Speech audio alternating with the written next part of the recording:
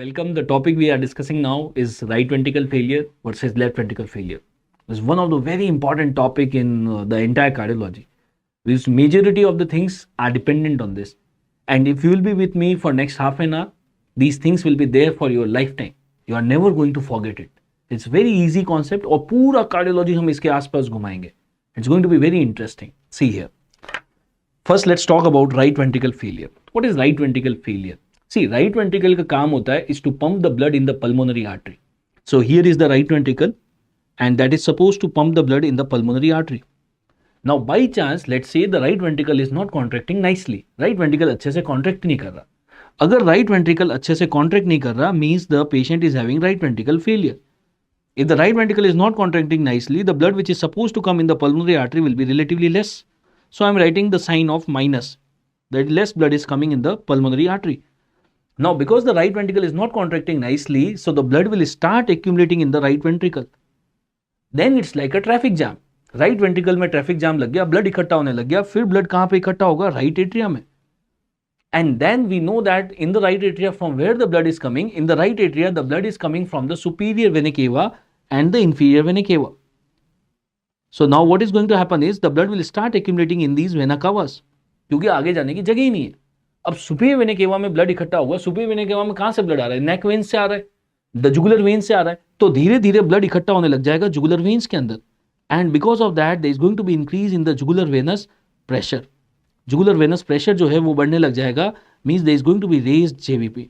So one of the early finding that is going to be there if there is a right ventricle failure, jugular venous pressure बढ़ेगा. The jugular venous pressure, the jugular vein pressure क्यों बढ़ा? क्योंकि right ventricle अच्छे से काम नहीं किया, traffic jam लग गया, फिर राइट एट्रियम ब्लड इकट्ठा हुआ, सुपीरियर वेना केवा में हुआ और फिर जुगुलर वेन के अंदर इकट्ठा हो गया. Now there is one more thing is going to happen. Now because the blood is started accumulating in the inferior vena cava, here is the representation of the inferior vena cava. The blood was not going forward. Inferior vena cava में जो blood drain होता है वो होता है liver से. Liver से जो ब्लड लेके आती है दैट इज हिपेटिक वेन. लेकिन क्योंकि inferior vena cava तो भरा हुआ है, ट्रैफिक जाम लगा हुआ है, तो अब ब्लड कहाँ पे इकट्ठा होने लग जाएगा? हिपेटिक वेन के अंदर इकट्ठा होने लग जाएगा और धीरे धीरे ब्लड इकट्ठा होने लग जाएगा लीवर के अंदर. और उसकी वजह से there is going to be congestion in the liver and slowly the liver की साइज जो है ब्लड इकट्ठा होने की वजह से लीवर की साइज बड़ी हो जाएगी. And this is referred as what? This is referred as congestive hepatomegaly. This going to be painful congestive hepatomegaly. The liver size is going to increase. Liver के अंदर ब्लड कौन लेके आता है? लीवर के अंदर ब्लड लेके आता है portal vein.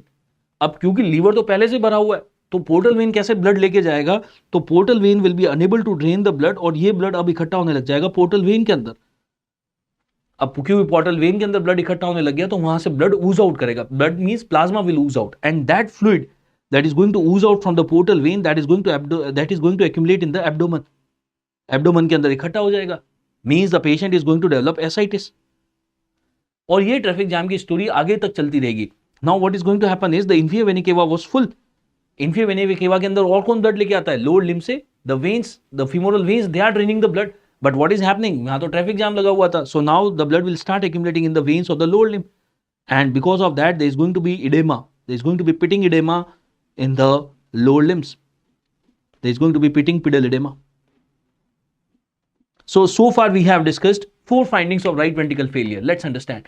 The right ventricle is not contracting nicely, so jugular vein pressure बढ़ेगा, ट्रैफिक जाम लगेगा, लीवर के अंदर हेपेटोमेगाली हो जाएगी, then there is going to be ascites and then there is going to be pedal edema. ये जो jugular vein pressure बढ़ता है, दिस जुगुलर वेन प्रेशर बढ़ रहा है क्योंकि राइट वेंट्रिकल कॉन्ट्रैक्ट कर रहा है, आगे ब्लड जा नहीं रहा था.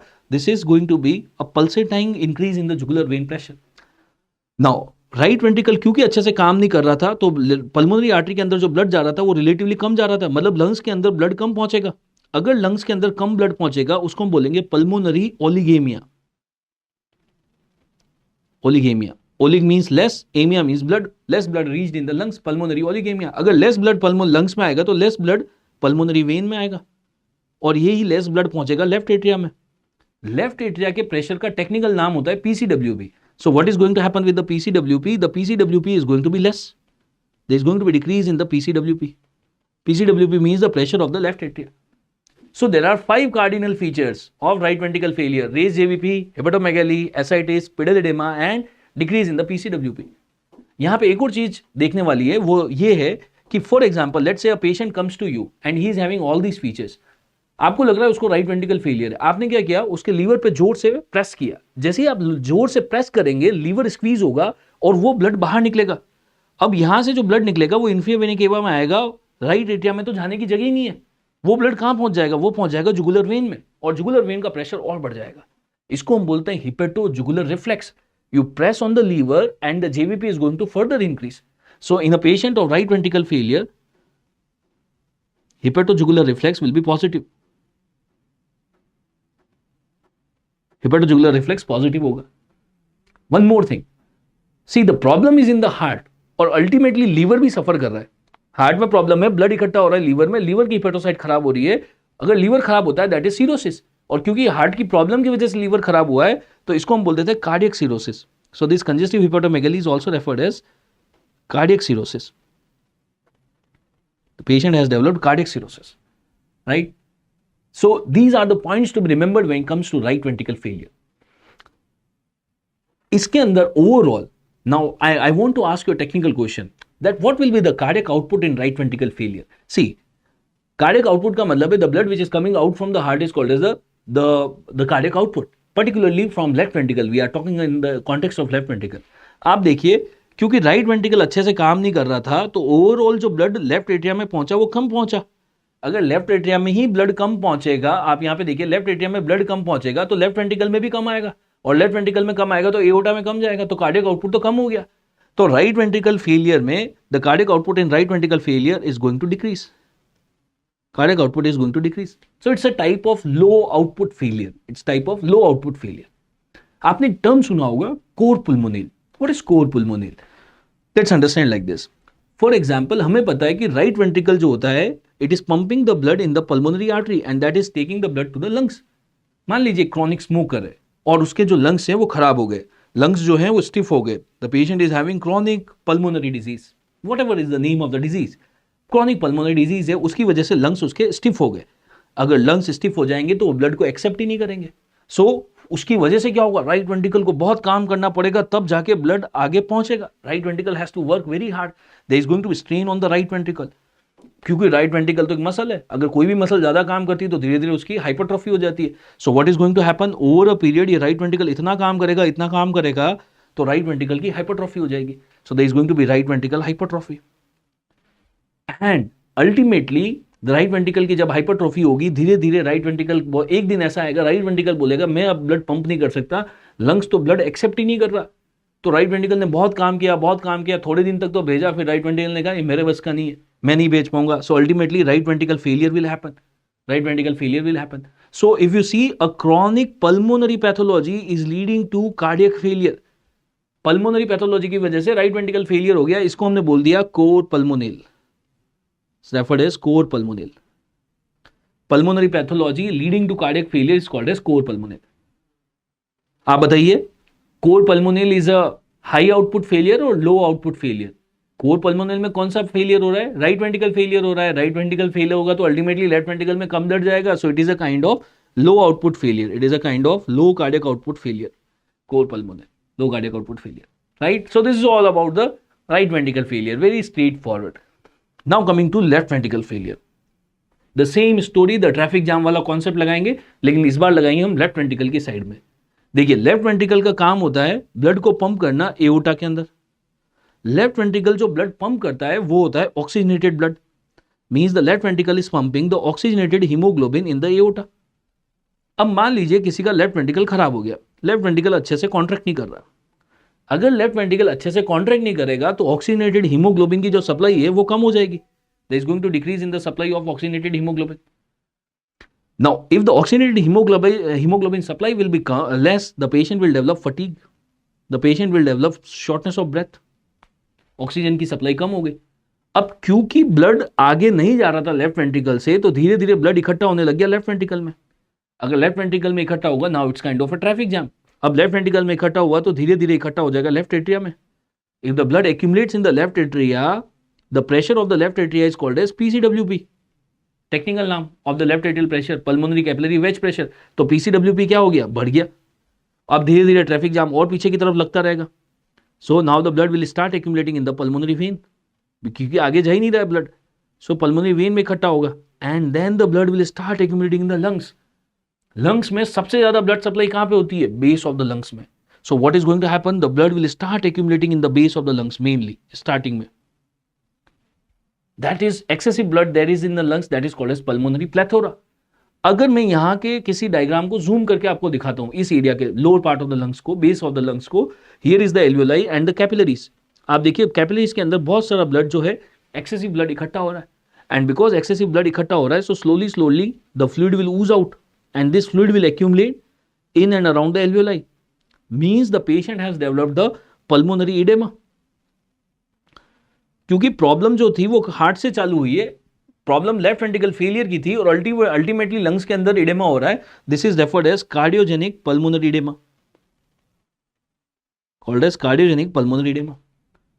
अब क्योंकि इस पेशेंट को जैसे ही पल्मोनरी इडेमा होगा, there is fluid in the lungs, so the patient will develop cough.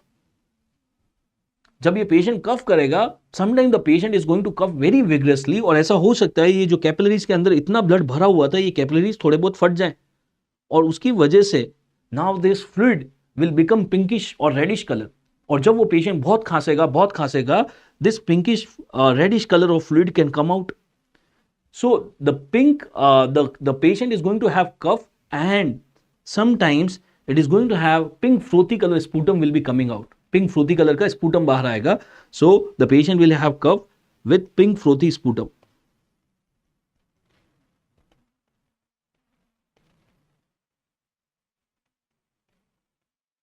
Patient will have shortness of breath, will have fatigue, cough with pink frothy sputum.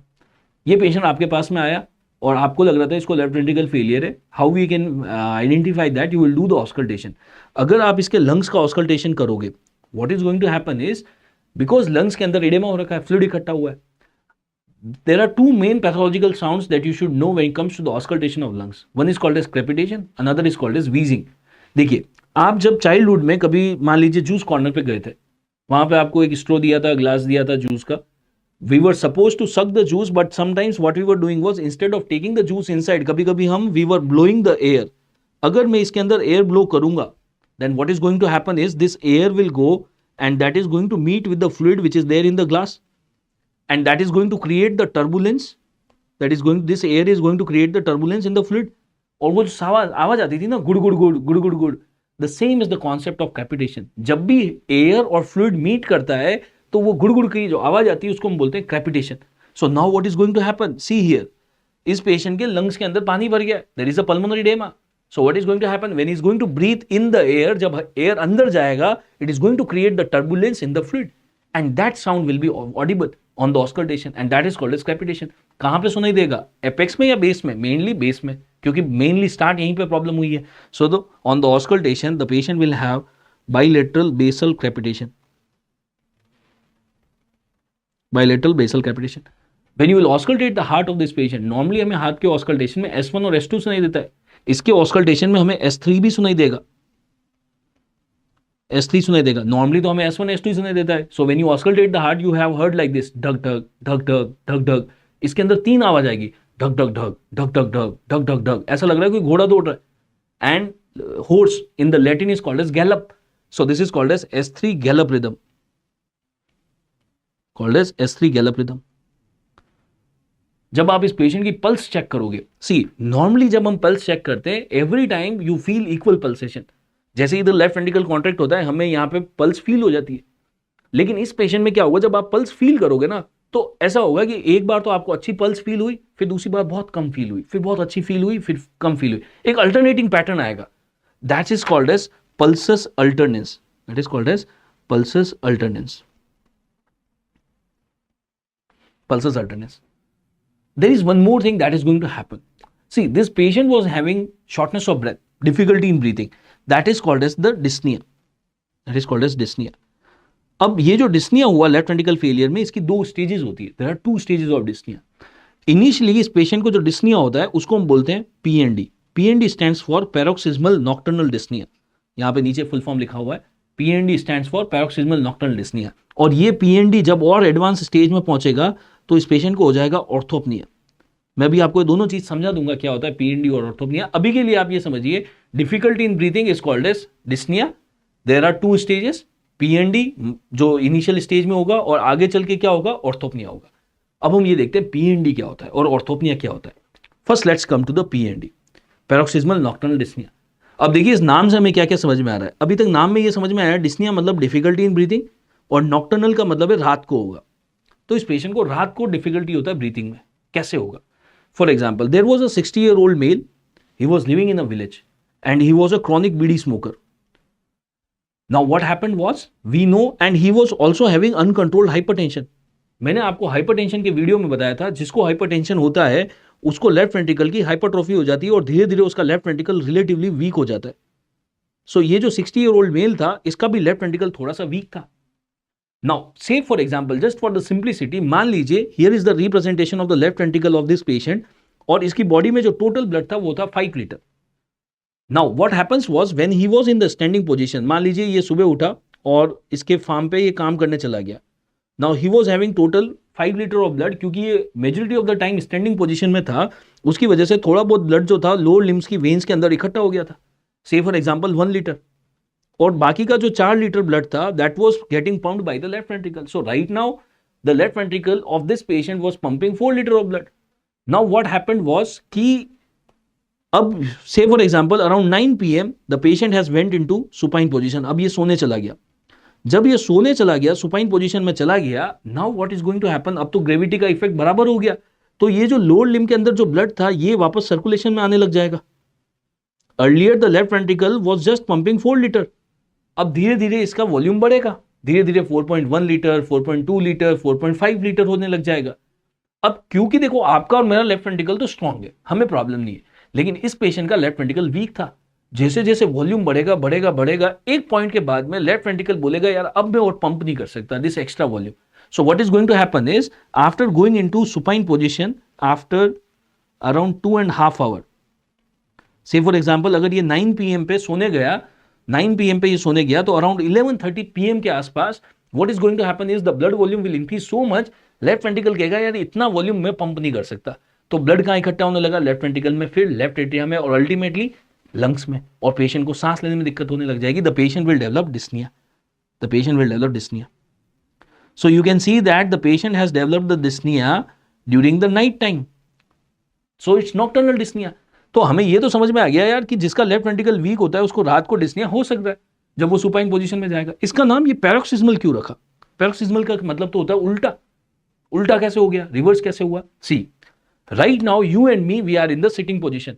आपको मेरे को किसी को डिस्निया नहीं हो रहा है, लेकिन अगर मैं बोलता हूं कि पास में there is a 10 storey building, आपको सीढ़ियों से ऊपर जाना है, फिर नीचे आना है, फिर ऊपर जाना है, जब हम इतना एक्सर्शन करते हैं तो हमें भी डिस्निया हो सकता है. तो आपको और मेरे को डिस्निया कब हुआ? एक्सर्शन पे. रेस्ट पे डिस्निया नहीं हो रहा है. लेकिन आप इस आदमी को देखो, जब ये खेत पे काम कर रहा था, जब ये स्टैंडिंग पोजीशन में था, जब ये एक्सर्शन कर रहा था, whole day he was roaming in the village, no dyspnoea. जब ये रेस्टिंग पोजीशन में गया, जब ये सुपाइन पोजीशन में रेस्ट कर रहा था, तो इसको डिस्निया हो गया. तो ये तो उल्टा हो गया, इसलिए इसका नाम क्या रख दिया? Paroxysmal nocturnal dyspnoea. Paroxysmal means reverse, and that happened in the night, so paroxysmal nocturnal dyspnoea. अगर ये पेशेंट अपने लेफ्ट वेंट्रिकल का ध्यान रख लेगा तो ये स्टेज यहां पे रुक जाएगा. लेकिन if the patient doesn't take care of the things, now what is going to happen? Right now he is 60 year and his left ventricle was weak and the patient of left ventricle failure features were coming. But if he doesn't take care of the things, let's say after 2 years, when he becomes 62 years, जब ये आदमी 62 years का हो जाएगा and he is still a bidi smoker, now his left ventricle becomes more weak. Left ventricle is more weak. What is going to happen is, when he is in the standing position, the blood was there in the lower limbs, let's say 1 liter, the remaining 4 liter of the blood was getting pumped by the left ventricle.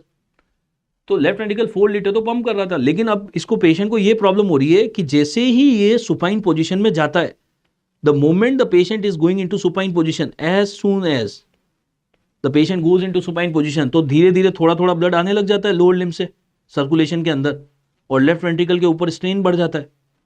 तो पहले मैंने आपको ये बताया था इस patient में कि इसको तुरंत प्रॉब्लम नहीं हुई थी, एटलीस्ट आफ्टर 2.5 आवर्स के बाद में प्रॉब्लम हुआ था, क्योंकि धीरे धीरे वॉल्यूम बढ़ रहा था. 4.1 लीटर, 4.2, 4.5 तक लेफ्ट वेंट्रिकल ने संभाला था.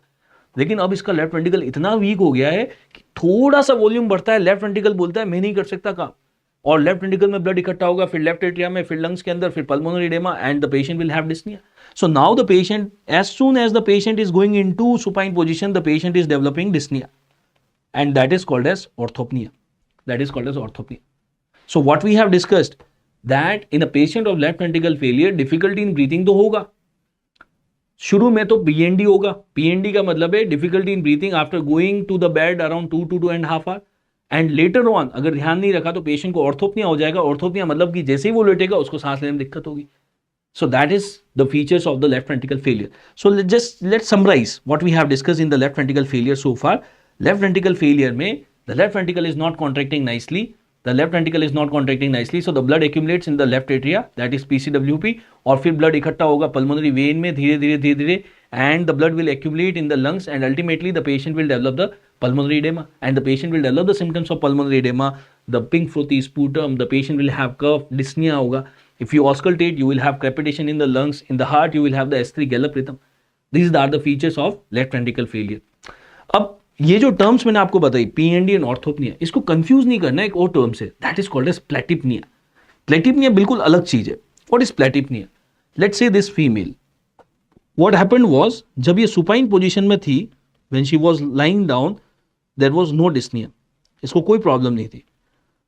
Now what is happening is the moment she goes into standing position, जैसे ही स्टैंडिंग में जाती है इसको सांस लेने में दिक्कत होने लग जाती है. The patient is developing dyspnea. तो ये तो उल्टा हो गया ऑर्थोपनिया का. इफ यू सी ऑर्थोपनिया वाले को प्रॉब्लम कब हुई थी? सुपाइन पोजीशन में. इस लड़की को प्रॉब्लम कब हो रही है? स्टैंडिंग पोजीशन में.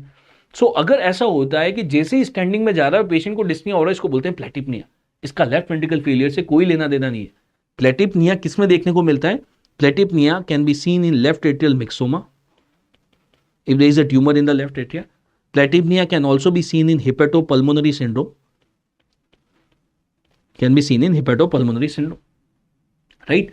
So let's summarize the right ventricle failure and the left ventricle failure. Very important topic. आप मेरे को बताइए, हेपेटोजुगुलर रिफ्लेक्स. हेपेटोजुगुलर रिफ्लेक्स किसमें पॉजिटिव होता है? लेफ्ट और right ventricle failure. Right ventricle failure. Raised JVP is a feature of right ventricle failure.